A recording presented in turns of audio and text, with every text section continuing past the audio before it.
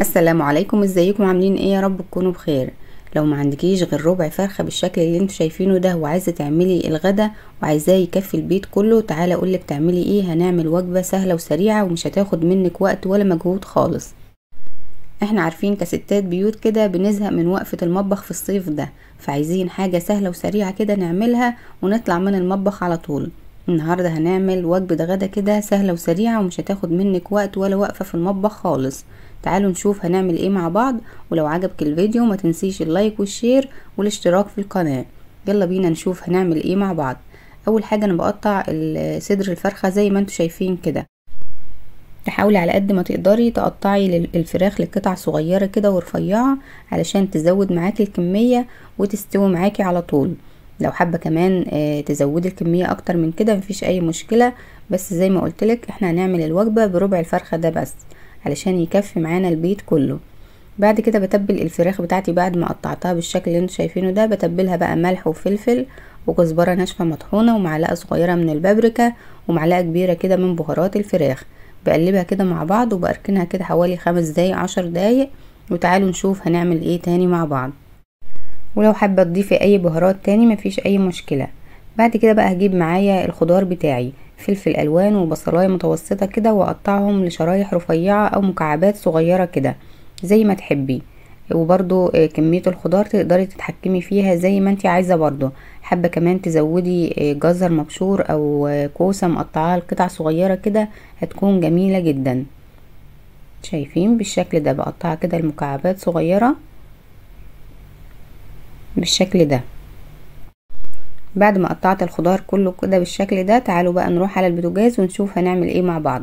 حطيت طاسة على النار فيها معلقتين كبار كده من الزيت او السمنة او اي مادة دهنية انت حباها.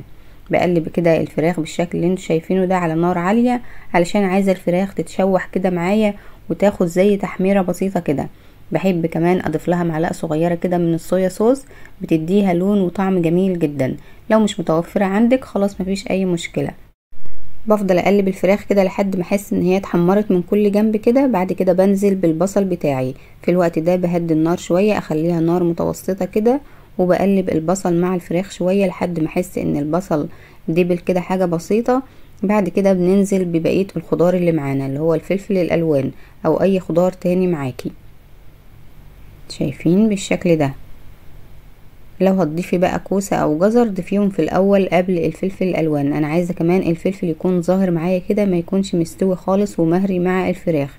بديها تقلبتين كده على النار. النار تكون متوسطة زي ما قلتلك وبعد كده بنزلها من على النار. بعد كده هجيب معايا كيس مكرونة اللي هو النص كيلو ده اللي هو 400 جرام تقريبا. اي نوع مكرونة واي شكل مكرونة انت حباه. انا حبيت اعمل حاجة مختلفة للولاد فجبت لهم الشكل اللي معايا ده.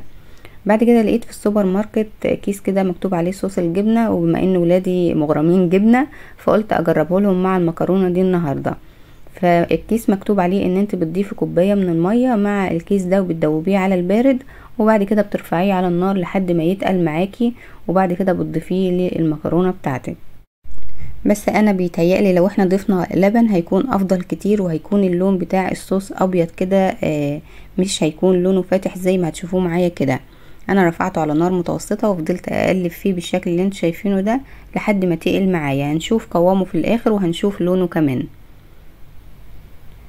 هو طعمه حلو وكل حاجة بس الكمية بتاعته صغيرة طبعا. اللون بتاعه لونه فاتح فاحنا ممكن نضيف له كوباية من اللبن او نزود الكمية بقى ونعمل صوص كده للمكرونة اللي هو الوايت صوص. ممكن نعمل معلقة دقيق مع كوبايتين لبن ونضيف برضو الكيس ده هيديله طعم جميل جدا.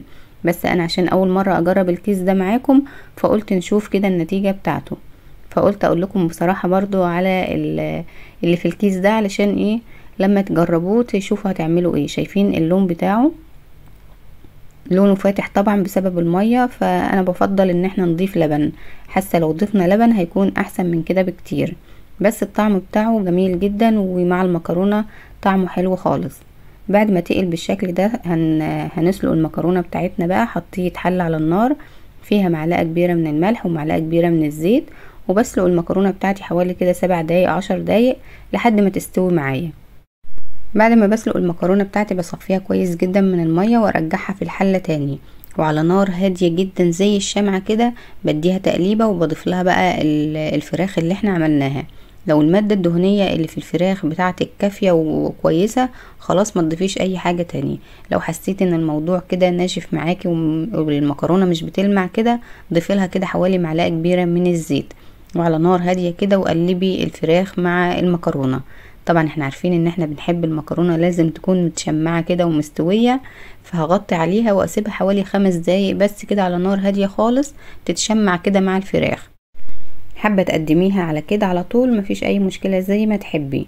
شايفين بقى كمية الفراخ بالنسبة للمكرونة، وكمان الخضار والالوان كده جميلة جدا ما شاء الله. بتغرفي بقى لكل واحد طبقه كده في المكرونة والخضار والفراخ بتاعته، بتكون الوجبة متكاملة جدا وهتكفي معاكي ان شاء الله. لو انت بقى في الطبيعي بتعملي كمية المكرونة اكبر من كده هتزودي كمان كمية الفراخ حاجة بسيطة. بنغرف بقى الطبق بتاعنا بالشكل اللي انتوا شايفينه ده، وبعد كده بحط على الطبق من فوق صوص الجبنة اللي احنا عملناه. شايفين بالشكل ده بيديله طعم جميل جدا.